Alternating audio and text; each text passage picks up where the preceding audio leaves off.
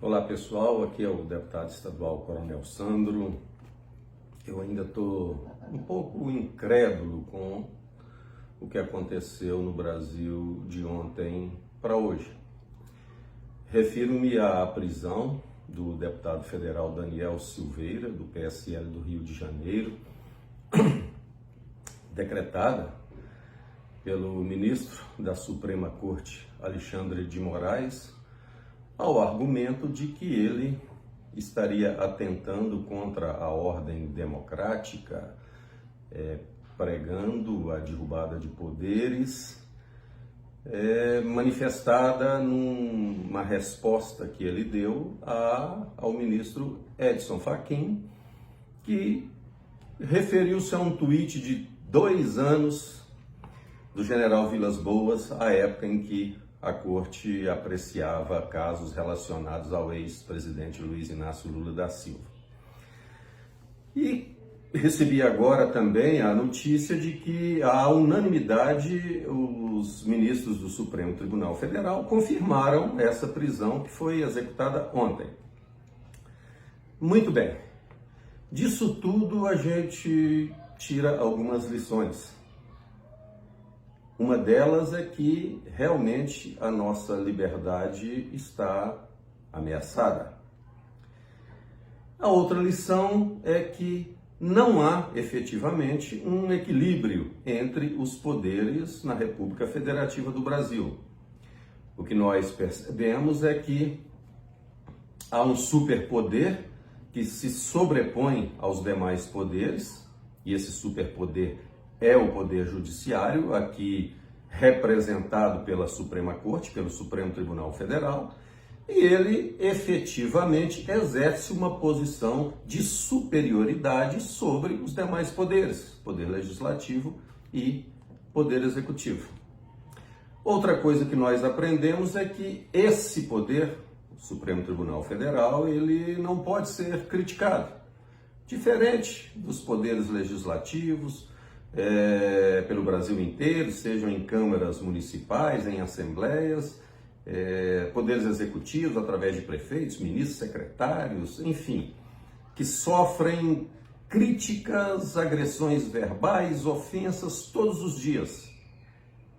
Algumas próprias, muitas impróprias, mas a gente entende que isso faz parte de uma sociedade que é livre, que pode se manifestar, criticar seus governantes, criticar seus homens públicos, mesmo porque isso é um direito que está previsto na Constituição Federal. Mas o único poder que não pode ser criticado no Brasil é o Supremo Tribunal Federal, como nós acabamos de ver. E uma outra coisa que eu aprendi também com esse episódio da prisão do colega Daniel Silveira é que houve uma divisão até mesmo na oposição, que nos é tão aguerrida, tão agressiva em relação a nós que somos conservadores, que defendemos um Brasil diferente daquilo que eles fizeram nos últimos anos.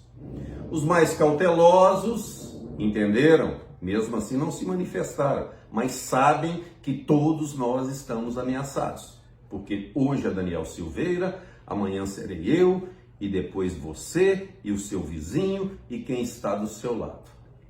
Uns que são mais xiitas preferem levar as suas análises para o fato de que o bolsonarismo é uma ameaça à democracia, aos atos antidemocráticos, enfim, Bolsonaro é o genocida. Na verdade, são militantes, não são jornalistas. Então, uma coisa que foi importante nesse episódio: o espírito jornalístico foi resgatado em alguns profissionais da imprensa, mesmo entre aqueles que são os críticos mais ferozes desse governo. E uma outra coisa que eu aprendi, em decorrência da minha formação jurídica, aqueles que não sabem, eu sou bacharel em Direito. E os que são do ramo compreendem muito bem o que eu vou falar aqui, aqueles que não são, vou tentar usar as palavras mais coloquiais possíveis. O ordenamento jurídico brasileiro, ou seja, tudo que existe de lei e de ordem jurídica, enfim, para organizar a gente do Brasil, na área penal, prevê algumas cautelas, prisões cautelares, que é exatamente para proteger a sociedade, para proteger as pessoas.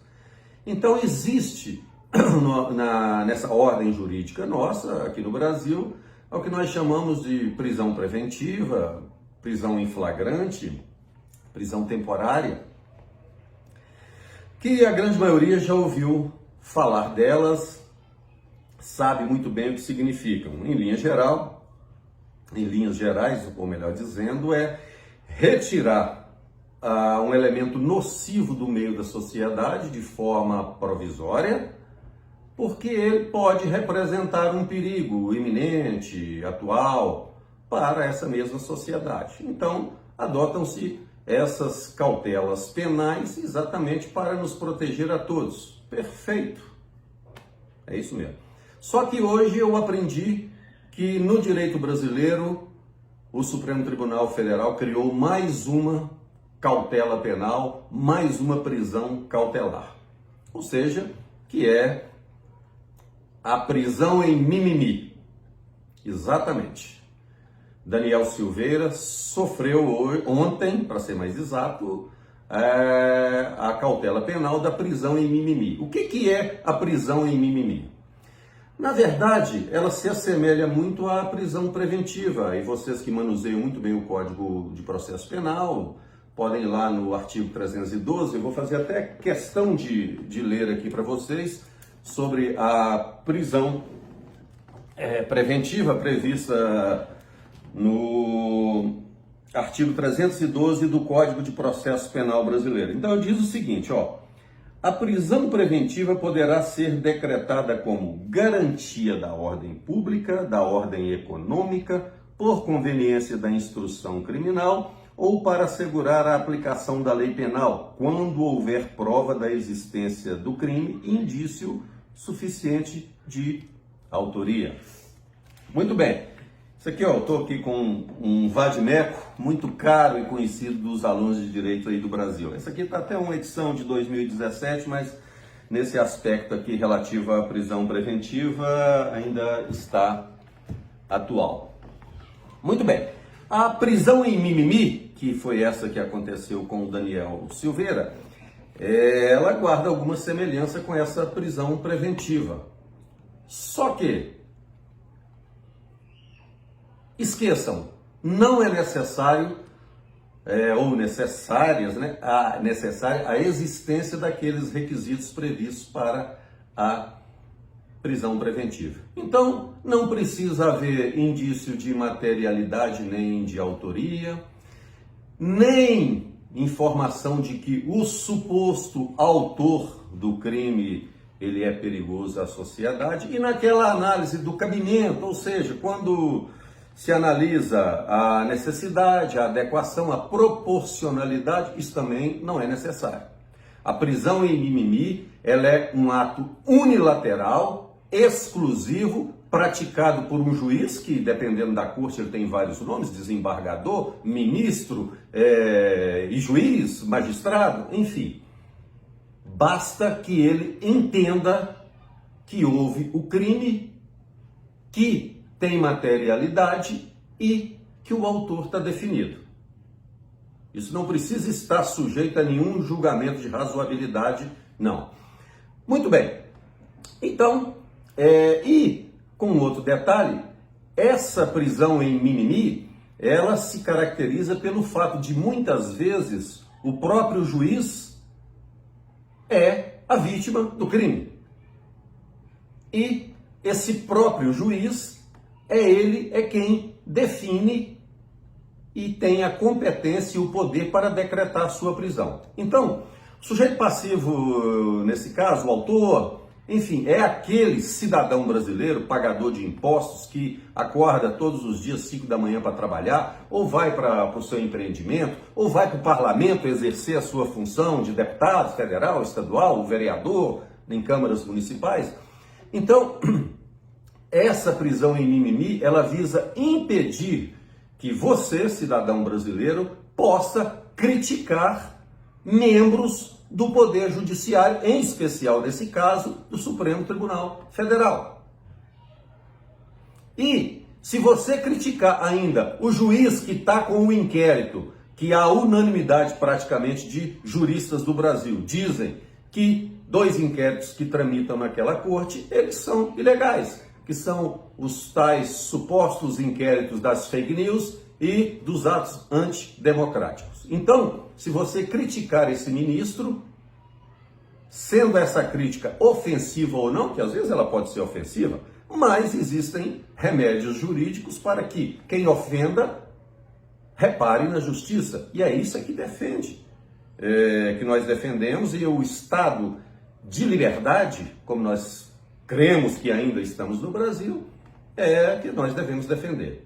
Então, por isso, por criticar o Supremo Tribunal Federal, em especial o ministro da Corte, com palavras duras, com opiniões, podem ser ofensivas ou não, que eu não vou entrar no mérito, e mesmo que sejam, ainda assim, o deputado federal Daniel Silveira está amparado por essa Constituição que o Supremo Tribunal Federal deveria defender e guardar. Ele está amparado porque lá assegura o direito à liberdade de expressão e, mais ainda, como um parlamentar, ele tem imunidade. E independente do fato de que o Supremo sempre argumenta que a imunidade não é absoluta, ela é relativa, mas a imunidade por opiniões, palavras e votos, ela é sagrada e é absoluta. Por isso, como eu disse a vocês, a minha perplexidade diante de tudo aquilo que aconteceu. Eu peço que Deus nos ilumine muito, ilumine principalmente aquelas cabecinhas da Suprema Corte, que possam realmente nos proteger a nossa liberdade, o nosso modo de vida.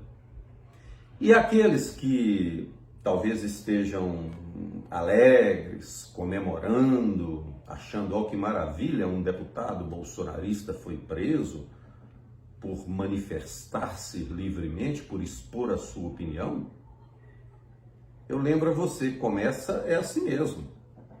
Começa com o seu adversário e você gosta. Depois, bate na sua porta. E depois de algum tempo, estaremos todos nós amordaçados, impedidos de opinar, submetidos à escravidão de alguém que vai estar com o poder na mão e também com as armas e vai nos subjugar. E aí todos nós seremos escravos. Todos nós estaremos num país corrompido pelo totalitarismo, corrompido pela ditadura, um país que nos impõe maneiras de agir, de locomover, de falar, de comer, de ensinar nossos filhos, enfim, um país que não assegurará o futuro de ninguém. Muito obrigado.